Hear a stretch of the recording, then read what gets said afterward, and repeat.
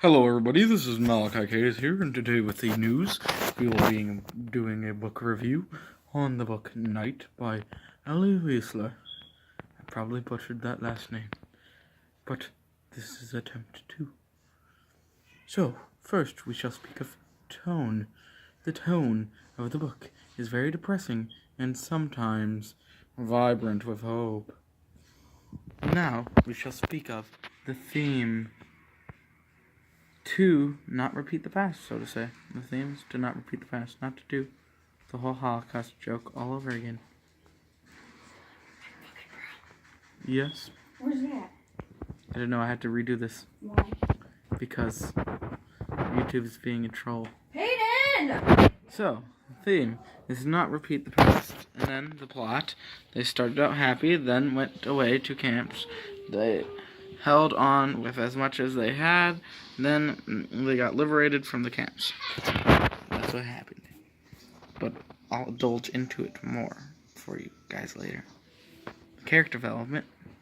At first he's a joyful child, then he loses his faith, becomes malnourished, and at the end of it all, he is a broken corpse. For the stylistic choices, the book has good pace. Flips the page, script. He puts it in first person. He uses pathos to show emotion throughout the entire thing. That's good. The conflict, that the Jews were being killed and that they had to survive death camps to get their liberation and be freed to do what they wanted. The impact in the historical context is the Holocaust during the entire duration of the book, plus at the end during the liberation. I'll further analyze that tone. I made it to a song. The tone is most likable to the song Never Again, a song to not repeat the Holocaust. And I say the song that they did has hope and freedom, but they were also very depressed and they don't want to do the Holocaust never again. It repeats to the book. It relates to the book because it shows that depression and hope, like when they prayed and thought it would be better, but depression because of all the death. That was the packet. Now, time to go in depth. Malachi's depth. So, in the beginning, Moshi the Beatly and Ellie, Ellie was wanting to get into his faith more, and he was like, I'm gonna go into my faith. So then Moshi Beatly was helping him with his faith stuff. Then Moshi Beatly got taken away, and he come back, and he was like, oh no, they're doing terrible things to us, those Nazis. They're wrecking our lives. They're making it's terrible. They threw babies into the air and shot them, killed people and made us dig our own graves, and I barely escaped. And everybody was like, hey, you're kidding. You suck. You're not right in the head, bro. You crazy. And he'd cry all the time, and Ellie would be like, I tried to just listen to him, and I didn't believe in what he was talking about. And then they were like, them Nazis will never come to us. And then they made their all the way to Slight, and then they turned their area of living into like a small ghetto where it was like a area where they couldn't leave or anything, and things were more liberated, things were more separated and put together in one. And then later on, they get to board the trains, they go to their first camp, they see how it's going to be, they go through the selection, which his mom and sister die, really sadness.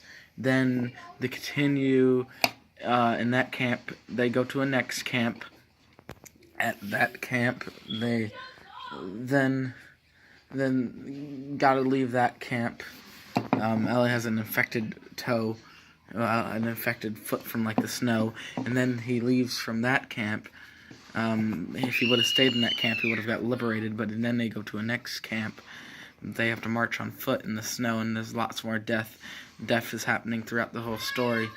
The pathos is shown by the emotions, the strong emotions. The pace was good, and the first person, because it was in Ellie's view, Also, the sheer fact that they killed that little boy, they hung him, that was like a strong emotional connection to that everyone had. And Ellie was like a believer in God at first, but throughout the entire story, his faith in God died down. The third camp they went to, his father died. And then shortly afterwards, they got liberated, and that was greatness for that much. So, I'm going to go through it again. This time not reading the script. One more time. I'm going to go through it one more time. The tone was depressing and sometimes vibrant with hope. Depressing because of all the death. Hopeful because they always thought that it would get better. The plot, just explained that more in depth. And then the character development. At first he was joyful, he was happy, then he became corpse-like, broken down, malnourished, stronger, built into a man per se. Then the stylistic choices was the good pace, the first person, pathos, showing the strong emotions throughout the entire context.